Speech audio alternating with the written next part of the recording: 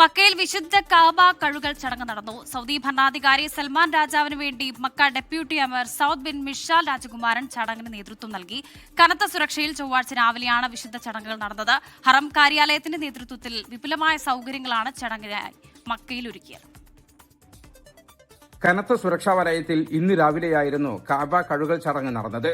Mecca deputy അമീർ Saudi bin Mishal രാജകുമാരന്റെ നേതൃത്വത്തിൽ നടന്ന ചടങ്ങിൽ ഹറംകാരി വിഭാഗം മേധാവിയും ഇമാമുമാരും ഉൾപ്പെടെ നിരവധി പ്രമുഖർ സംബന്ധിച്ചു. സൗദി സ്ഥാപകൻ അബ്ദുൽ അസീസ് രാജാവിന്റെ കാലം മുതൽ തുടരുന്ന പാരമ്പര്യമാണിത്. കാബയുടെ ഉൾഭാഗം സംസം വെള്ളവും പനിനീരും ചേർത്ത മിശ്രിതം ഉപയോഗിച്ച് കഴുകി. ആദ്യം കാബയുടെ ഉൾവശത്തെ തറയിലെ പൊടിയും അഴുക്കും തൂത്തുമാറ്റി. അതിനുശേഷമാണ് ചെമ്പുപാത്രങ്ങളിൽ സുഗന്ധക്കൂട്ട് തയ്യാറാക്കിയത്. കഅബക്കുള്ളിലെ 3 വലിയ തൂണുകളും നിലവും ഇതേ രീതിയിൽ കഴുകി വൃത്തിയാക്കി. പിന്നീട് പ്രത്യേക തുണികൾ ഉപയോഗിച്ച് ഈ ചുവരുകളും നിലവും ഈർപ്പമില്ലാത്ത രീതിയിൽ നന്നായി തുടച്ചുണക്കി. ഒടുവിൽ അത്യാധുനിക ഉപകരണങ്ങൾ ഉപയോഗിച്ച് കഅബയുടെ ചുവരുകളിൽ സുഗന്ധം പൂശിയതോടെ ചടങ്ങുകൾ പൂർത്തിയായി. എഞ്ചിനീയറിംഗ് വിദഗ്ധരുടെ സഹായത്തോടെയാണ് കഅബയുടെ മുകളിലേക്ക് കയറാനുള്ള ഗോവണി ഉൾപ്പെടെയുള്ള സംവിധാനങ്ങൾ ഹറം കാര്യാലയം ഒരുക്കിയത്.